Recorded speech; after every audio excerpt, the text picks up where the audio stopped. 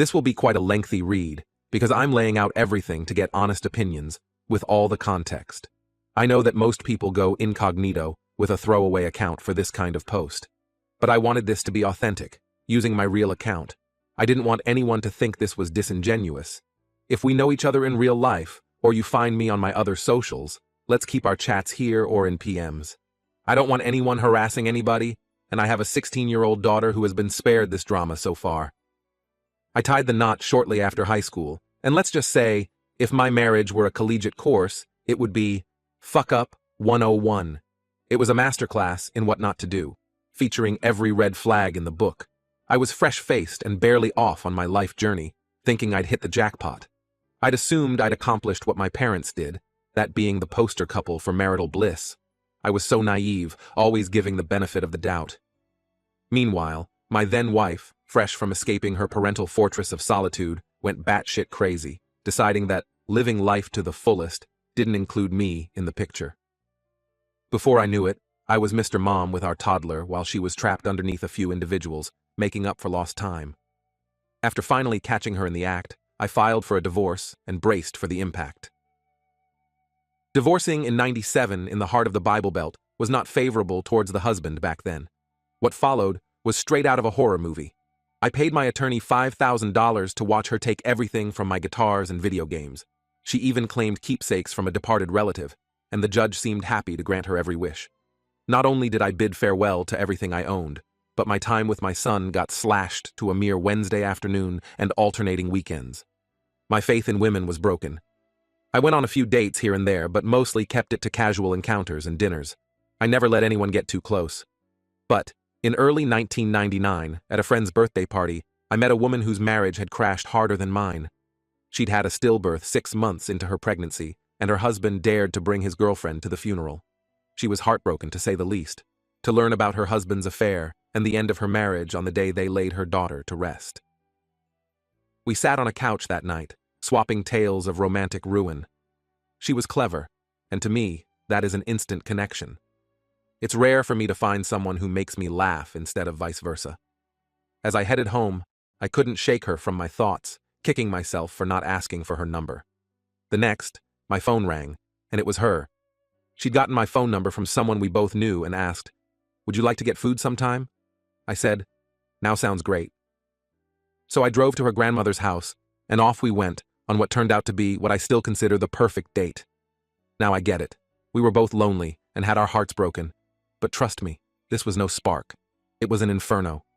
And believe it or not, we've been inseparable since that day. We have not spent a night apart. That was 25 years ago, with us marrying a year after our meeting. Go ahead and facepalm, I know how it sounds, but it's hard to put the connection between us into words. Even I'm still shaking my head in disbelief. Our families adored the two of us together. I was certain I had found my soulmate, if you believe in that, and I was certain she felt the same. We enjoyed each other's company, and our lives meshed perfectly. As with life, however, it finds those moments of bliss to take a giant shit on you. In 2006, I began feeling ill. Eating resulted in violent illness, which I initially thought was a virus. But after a week with no improvement, it was clear this was something else. I was admitted to the local hospital and underwent numerous tests. When I was first admitted, I weighed 222 pounds at a height of 6'2". Within a year, I had dropped to 146 pounds, and my condition dumbfounded the doctors. My health was deteriorating rapidly. Throughout the ordeal, she never left my side, her hand in mine, begging me not to leave her. In late 2007, a last-ditch effort sent me to the Cleveland Clinic, where a young doctor rushed me into surgery. When I awoke 3 hours later, she was there, hand in mine, with a smile. It was a success. I was cured. While I'll spare you the details, it involved my colon. Finally, I could eat and move without agony. My life resumed, and we were happy again. The following year, she received a lucrative job offer in her field, earning more than I did.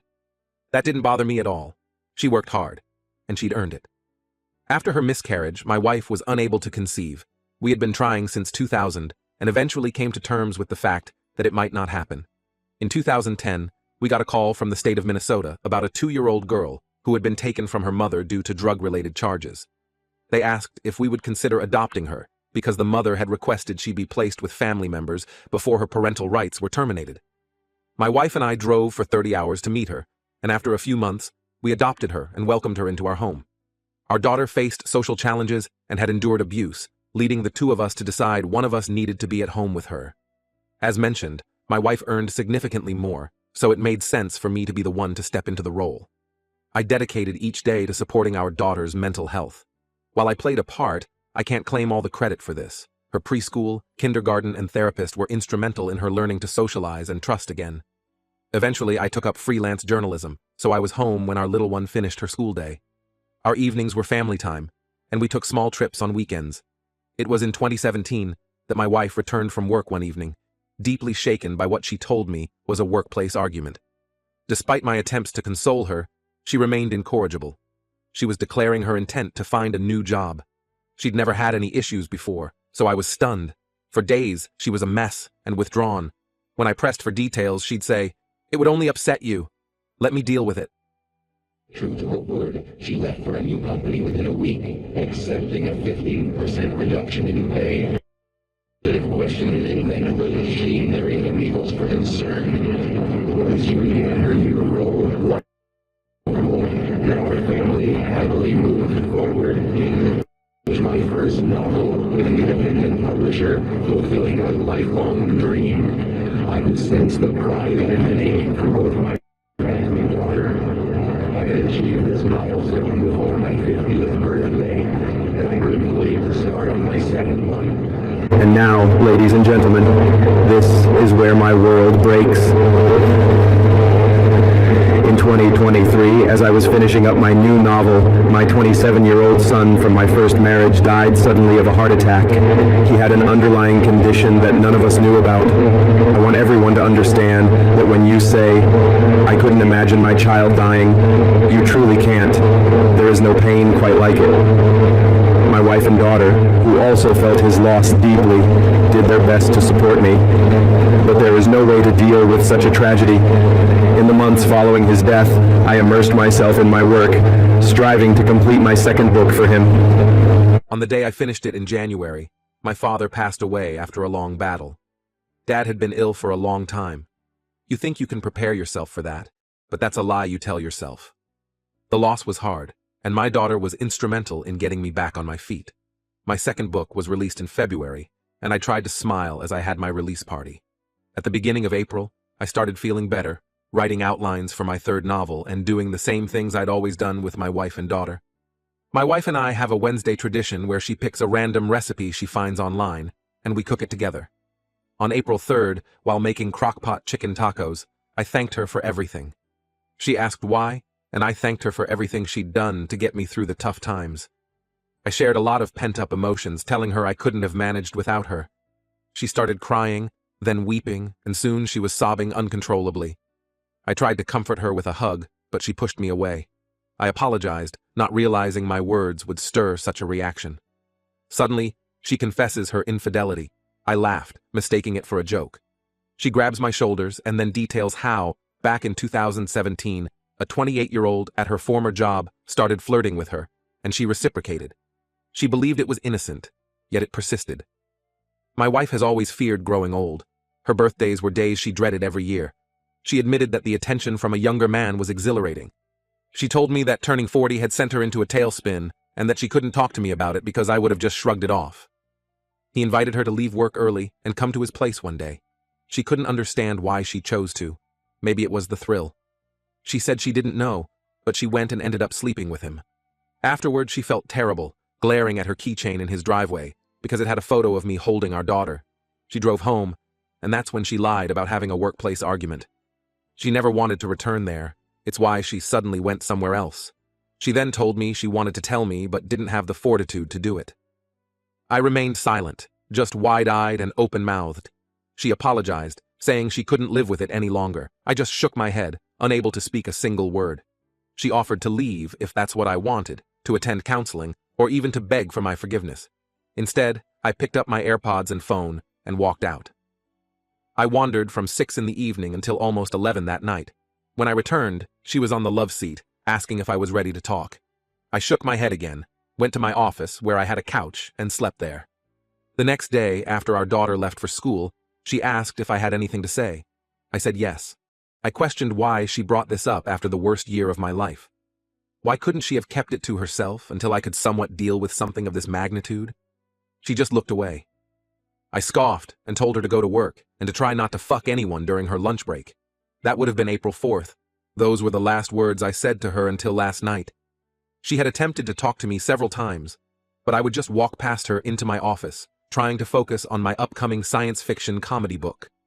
Writing something funny is challenging when the thought of your spouse rolling around with another man stuck in her consumes your thoughts.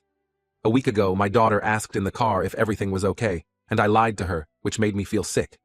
Then, last night, my wife came to the office door and asked, "Are we getting a divorce?" I looked at her and replied, "Looks like it." She started crying and closed the door. I haven't consulted an attorney, and the thought of divorce hadn't crossed my mind until she mentioned it. That's why I wrote this essay. Where do I go from here? How do I start to untangle this mess? I have no desire for therapy. I don't even want to step outside. I'm broken at this moment. The burden of everything has been overwhelming.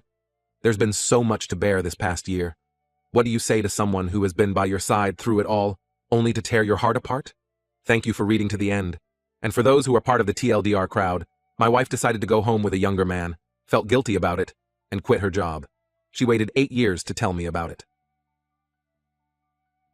Update. After spending Saturday morning formulating and reading the staggering number of comments, I've made my decision. Some said my issue was far beyond the Reddit pay grade. They were mistaken.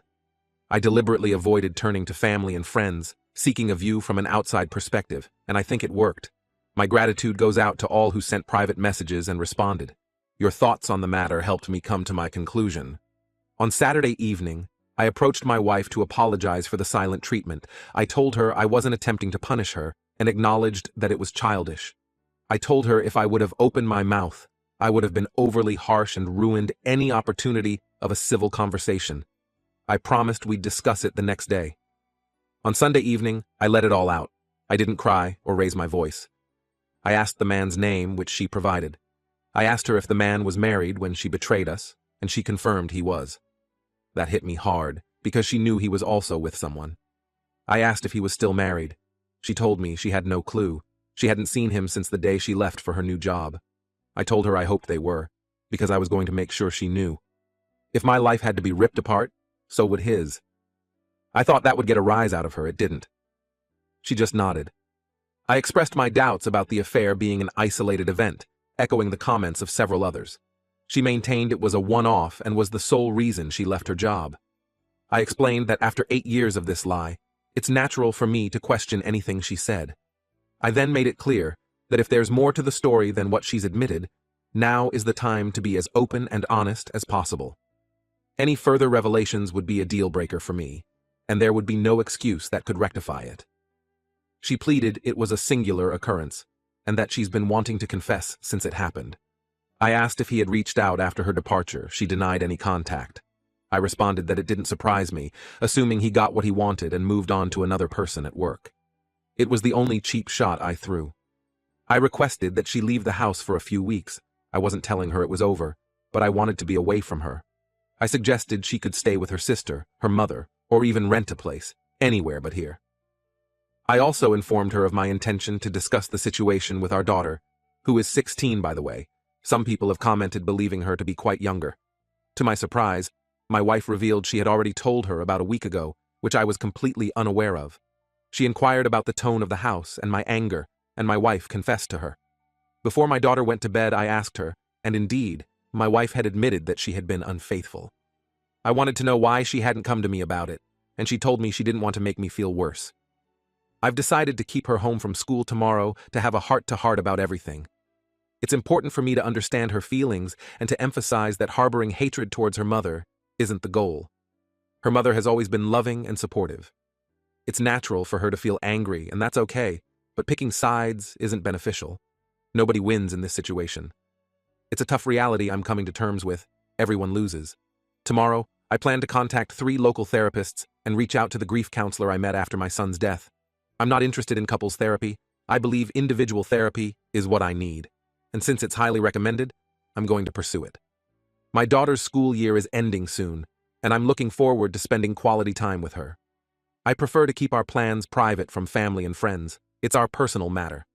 Someone advised me about controlling the narrative, but the only thing that matters now is that my daughter knows the truth.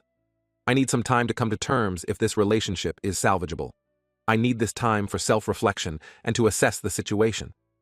When she asked if we were going the route of legal separation, I clarified that it wasn't the case. I told her that when I look at her, it brings up feelings of anger, which isn't healthy. To my astonishment, she consented to everything. She doesn't want our relationship to end, and I reminded her that her actions with him forfeited that choice to me. She mentioned my wedding ring as a sign that she still matters to me, and I assured her that she does. I proposed we conclude things there. As I walked by, I touched her shoulder.